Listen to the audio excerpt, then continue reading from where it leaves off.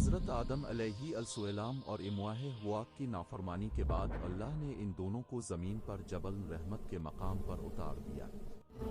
جب امواہ ہوا کو ہوش آیا تو انہوں نے اپنے آپ کو جبل رحمت کے مقام پر بالکل تنہا پایا۔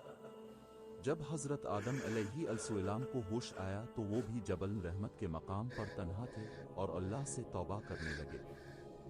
در حقیقت اللہ نے ان دونوں کو ایک دوسرے کا دشمن قرار دیا تھا۔ دونوں جبل رحمت کے مقام پر ہی تھے لیکن ایک دوسرے کو بالکل دیکھ نہیں سکتے تھے۔ یہ میرے اللہ کی طرف سے دی گئی سزا تھی۔ دن آتے گئے، راتیں گزرتی گئیں، مگر ان دونوں کی توبہ اللہ نے قبول نہ کی۔ حضرت آدم علیہ السلام اور ان کی زوجہ اماں ہوا علیہ السلام سو سال تک ایک دوسرے کو جبل رحمت کے مقام پر تلاش کرتے رہے اور اپنے رب کے حضور توبہ کرتے رہے۔ 350 سال بعد اللہ تعالیٰ نے ان کی توبہ قبول فرمائی اور حضرت آدم علیہ السلام کی ملاقات ان کی زوجہ اماں ہوا سے کروائی۔ پھر حضرت جبرائیل علیہ السلام پہلی وحی لے کر جبل رحمت کے مقام پر نازل ہوئے۔ حضرت آدم علیہ السلام اور ان کی زوجہ نے درخواست کی کہ انہیں دوبارہ جنت میں جگہ عطا کی جائے، لیکن حضرت جبرائیل علیہ السلام نے بتایا کہ آئے آدم، میرے اللہ نے جنت روزے قیامت تک لاک کر دی ہے۔ حضرت جبرائیل علیہ السلام اس کے بعد واپس آسمان پر چلے گئے اور پھر حضرت آدم علیہ السلام اور اماں ہوا نے زمین پر کس طرح اپنی زندگی کا آغاز کیا۔ حضرت آدم علیہ السلام کو جب جنت سے نکال دیا گیا اور جنت کے دروازوں پر تالے لگ گئے تو شیطان بہت خوش ہوا۔ وہ تو حضرت آدم علیہ السلام کی تخلیق کے وقت سے ہی ناراضی اور حسد میں جل رہا تھا۔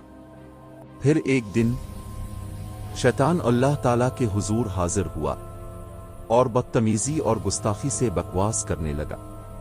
وہ بولا، اے اللہ، میں اس دنیا میں تیرے ہر پیدا کیے ہوئے انسان کو بہکائے گا، انہیں گناہوں میں پھنسائے گا، انہیں پاکیزگی سے دور کروں گا، میں انہیں زنا کی طرف لے جاؤں گا، ان سے قتل چوریاں کرواؤں گا، میں ہر انسان کو تیرا نافرمان بنا دوں گا اور گناہوں کی لذت میں ایسا مصروف کر دوں گا کہ وہ تیری عبادت سے دور بھٹک جائے گا۔ یہ کہہ کر وہ بدبخت، مغرور اور سرکش مخلوق وہاں سے اکڑتا ہوا چل دیا۔ آئے انسان، میں تجھے بہکانے آ رہا ہوں، ہا ہا ہا ہا ہا ہا۔ اس نے اپنی شیطانی کے لیے چھوٹے بڑے ہزاروں قسم کے شیطان اکٹھے کیے اور ایک پوری شیطانی ٹیم بنا لی۔ شیطان کے چیلنج اور شیطانی جماعت کی تیاری کے بعد اللہ نے اپنے نورانی فرشتوں کو اپنے پاس بلایا اور اپنے بندوں کی شیطان سے حفاظت کا حکم دیا۔ سب نے اللہ کے حکم کی تعمیل کرنے کا وعدہ کیا۔ پھر میرے اللہ نے دوزخ کے داروغہ کو بلایا اور اس کو خوفناک دوزخ تیار کرنے کا حکم دیا کہ جو میرا بندہ شیطان کی پیروی کرے گا اور میرے حکم کو نہ مانے گا، اس کا ٹھکانہ صرف اور صرف دوزخ ہوگا، اور دوزخ بہت ہی خوفناک جگہ ہے۔ آ جاؤ گناہگارو۔ اللہ ہم سب کو دوزخ کے عذاب سے محفوظ رکھے، آمین۔ اللہ نے سب فرشتوں کو اپنے بندوں کے نام اعمال بھی دے دیے جو پوری دنیا میں پھیل گئے، کیونکہ یہ اللہ کا وعدہ ہے کہ جو میرے بندے میری عبادت کریں گے، میرے لیے روزے رکھیں گے، غریبوں کی مدد کریں گے، اپنی بیویوں سے اچھا سلوک کریں گے، ان سب کا ٹھکانہ صرف جنت ہے اور وہ بہت ہی خوبصورت جگہ ہے۔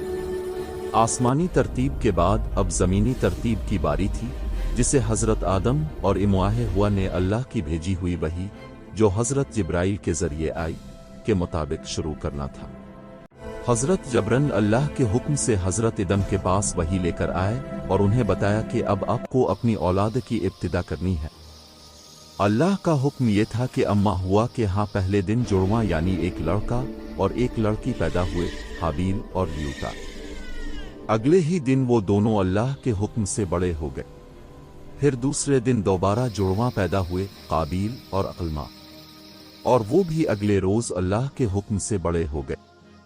इस जमाने का दस्तूर ये था कि जो लड़का और लड़की एक ही दिन पैदा होते उनका आपस में निकाह करना हराम होता था। इसीलिए हाबील की शादी अल्मा से होनी थी और काबील की शादी ल्यूता से मुकर्रर की गई थी। लेकिन जब ल्यूता और अक्लमा दोनों बड़ी हुईं तो अक्लमा की निस्बत ल्यूता बहुत ज्यादा खूबसूरत थी। ये बात देखकर काबील की नीयत खराब हो गई। काबील ने अपनी ही बहन ल्यूता से शादी करने की जिद करनी शुरू कर दी। काबील ने अपने भाई हाबील से भी लड़ाई झगड़ा शुरू कर दिया और इस गलत और नापाक सोच को लेकर अपने वालिद हजरत इदम के पास पहुंचा। तुम दोनों यहाँ क्यों आए हो? हम आपसे बात करना चाहते हैं। बात करनी है तो सुनो, मैं यहाँ हूँ।